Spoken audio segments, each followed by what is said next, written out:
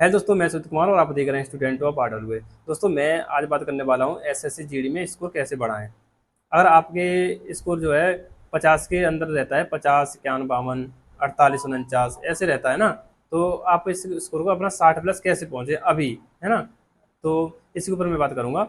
अगर आप एक नए स्टूडेंट हो और आपका अभी सिलेबस कंप्लीट नहीं हुआ है सिलेबस कंप्लीट, तो आपको ज़्यादा चिंता करने की ज़रूरत नहीं है, क्योंकि अगर आपका स्कोर डाउन जा रहा है तो इसका कारण है कि आपका सिलेबस कंप्लीट नहीं है, आपने चीज़ें अभी पढ़ी नहीं है ना। जब आप उन चीज़ों को पढ़ लोगे, जब समझ जाओगे उन चीज़ों को, तो आप उन क्वेश्चन जो क्वेश्चन मॉक टेस्ट हमारे उन्हें बनाने लगोगे, तो आपका भी स्कोर बढ़ने लगेगा।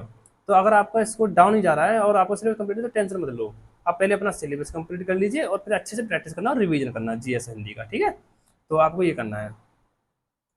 और अगर आपका इस सिलेबस कंप्लीट है और फिर भी स्कोर जो है डाउन जा रहा है, इसका कारण है आपकी प्रैक्टिस। आप प्रैक्टिस नहीं कर पा रहे हैं, तो आपको प्रैक्टिस करना है। सिलेबस जो आपका कंप्लीट है उसमें मैथ की, रीजनिंग की, हिंदी की और जीएस की प्रैक्टिस ज़्यादा से ज़्यादा करनी है। क्योंकि देखो, हिंदी का क्या है कि हिंदी में आपको बस याद ही करना होगा। हिंदी का कोई शॉर्ट ट्रिक तरीका नहीं है, कोई कॉन्सेप्ट तो है नहीं है कि आपको क्योंकि हिंदी जो जीडी में आती है वो एक बोलचाल वाली हिंदी है, नॉर्मली हिंदी है। जैसे अशुद्धि हो गई, पर्यायवाची विलोम शब्द, ये हो गए, ये सब याद करने होते हैं। क्योंकि जो यूपी पुलिस में है, जो यूपीएसआई, इसे इसे हिंदी का अलग कॉन्सेप्ट है। क्योंकि इसमें संधि हो गया और आपके समास वगैरह, अव्यय वगैरह, ये चीज़ें होती है समझने वाली, ये समझने से आती हैं। आप याद करके रट के नहीं कर सकते हैं, आपको ये समझनी होती है। लेकिन जीडी में अलग है हिंदी, बोलचाल वाली हिंदी है। तो आपको नॉर्मली वो चीज़ें याद करनी होंगी। जैसे बाकी शुद्धि वाले हो गए, वो शब्द आपको ज़्यादा से ज़्यादा पढ़ने होंगे, देखने होंगे, उनके बारे में समझना होगा ये कैसे होते हैं। तो आपको अपने आप ही करना है, वो आपको खुद ही करना है, याद करना होगा, उसे कोई नहीं करा सकता आपको कि पर्यायवाची है कोई तीसरा के आपको याद करा दे, ऐसा कुछ नहीं होगा। आपको खुद ही करना होगा, ठीक है। तो ऐसे जीएस में आप ये देखिए, मॉक टेस्ट जब आप मॉक टेस्ट देते हैं, जीएस में आपके स्कोर जो है जीएस में कम क्यों आ रहे हैं, आप ये देखिए। अगर जो आपके क्वेश्चन गलत हो जाते हैं, जैसे मान के चलिए आपके हर बार क्वेश्चन जो ज्योग्राफी से क्वेश्चन गलत हो रहा है, ज्योग्राफी से आपका, तो आप ज्योग्राफी को देखिए कि ज्योग्राफी में आपका किस टॉपिक से क्वेश्चन गलत हो रहा है। कि आपका नदियों से क्वेश्चन गलत हो रहा है। यदि आप एसएससी जीडी की तैयारी करना चाहते हैं तो आपके लिए एक स्टडी गाइड बुक है जो चक्षु प्रकाशन द्वारा प्रकाशित की गई है। इस बुक से आप अपनी तैयारी को बहुत अच्छा बना सकते हैं। इस बुक में आपको एक साथ ही हिंदी, जीएस, मैथ, रीजनिंग मिल जाते हैं, जिनसे आप अपनी तैयारी को बहुत अच्छा बना सकते हैं। अगर आप इनके मॉक टेस्ट लेना चाहते हैं तो आपको इनके प्रीवियस क्वेश्चन पेपर और इनके द्वारा बनाए हुए खुद के 15 मॉक टेस्ट उस बुक में मिल जाते हैं। तो आप इस बुक को ऑनलाइन या ऑफलाइन दोनों प्रकार से ले सकते हैं। यदि आप इस बुक को ऑनलाइन लेना चाहते हैं तो आपको इस बुक का लिंक डिस्क्रिप्शन बॉक्स में मिल जाएगा, वहां से आप इस बुक को ले सकते हैं। यदि आप इस बुक को ऑफलाइन लेना चाहते हैं तो ये बुक आपके नजदीकी मार्केट में उपलब्ध है, आप वहां से इस बुक को परचेज कर सकते हैं। पहाड़ियों से क्वेश्चन गलत हो रहा है या किसी अन्य टॉपिक से गलत हो रहा है, तो आप ये चीज़ देखिए। जब आपको अपनी कमियों को पहचान जाओगे ना, तो आपका स्कोर स्वतः ही बढ़ने लगेगा, है ना। और मैथ में भी आप यही कीजिए। आपके ज़्यादातर स्टूडेंट का क्या है कि 10 से 11 नंबर आते हैं मॉक टेस्ट में, 20 क्वेश्चन आ रहे हैं और 10 से 11 नंबर उसमें आ रहे हैं मैथ में।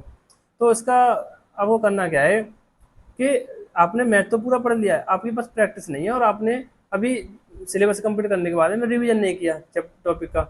जब आप उसका रिवीजन करोगे और कॉन्सेप्ट को रिवाइज करोगे, जो आपने नोट्स बनाए हैं उन्हें देखोगे और प्रैक्टिस करोगे उन पर, तो ज़्यादा से ज़्यादा मेहनत करने होगे ना, तो आपका स्कोर उसमें भी बढ़ने लगेगा। आप अपनी कमियों को पहचानिए। जब आप मॉक टेस्ट देते हैं ना, तो उसका एनालिसिस जरूर कीजिए कि आपकी गलती कहाँ चल रही है, कहाँ कमी कर रहे हो आप। तो उस चीज़ को जितना पहचान लोगे और अपनी कॉपी में लिखिए उस चीज़ कमियों को, अपनियों को। जैसे मान के चलिए आपके मैथ में टाइम टाइम स्पीड के क्वेश्चन आपके गलत हो जाते हैं हर बार। तो आप टाइम स्पीड को क्वेश्चन को टाइम स्पीड के जो चैप्टर है उसके क्वेश्चन पे इतनी प्रैक्टिस कर लीजिए कि जो मॉक टेस्ट में आए उसका क्वेश्चन गलत नहीं होना चाहिए। चाहे आपका प्रॉफिट लॉस क्वेश्चन गलत हो जाए, परसेंटेज क्वेश्चन गलत हो जाए, लेकिन टाइम स्पीड का क्वेश्चन गलत नहीं होना चाहिए। आपको इस तरीके से प्रैक्टिस कर लेनी है। देखो, कहते हैं ना कि नौकरी तैयारी जो है पढ़ने से ही लगेगी नौकरी, है ना। एक एवरेज स्टूडेंट भी अगर तैयारी करता है ना और लगातार तैयारी करता रहा लास्ट टाइम तक, तो वो नौकरी ले जाता है। अब ये नहीं है कि आपको खूब ज़्यादा धुरंधर नहीं समझाना है कि हम तो छोटी मोटी चीज़ें पढ़ेंगे ही नहीं। क्योंकि देखो, चीज़ें ना छोटे से शुरुआत करके ही वो बड़े लेवल तक पहुंचती हैं। तो आपको ज़्यादा अपने आप को धुरंधर नहीं समझना है। आपको छोटी छोटी चीज़ें भी है ना, उन्हें भी कीजिए। क्योंकि ज़्यादातर देखा होगा आपने, बहुत सारे स्टूडेंट ये कहते हैं कि यार पेपर में जो रियल पेपर होता है, मेन पेपर, कि इतना आसान क्वेश्चन था वो भी गलत हो गया मुझसे। उसका कारण है कि वो जो हाई लेवल पे क्वेश्चन होते हैं उनमें प्रैक्टिस करते रहे, लेकिन जो नॉर्मली क्वेश्चन आते हैं उनमें प्रैक्टिस नहीं की, तो आपको हर चीज़ों को एक साथ लेके चलना है, छोड़ना किसी को भी नहीं है ना।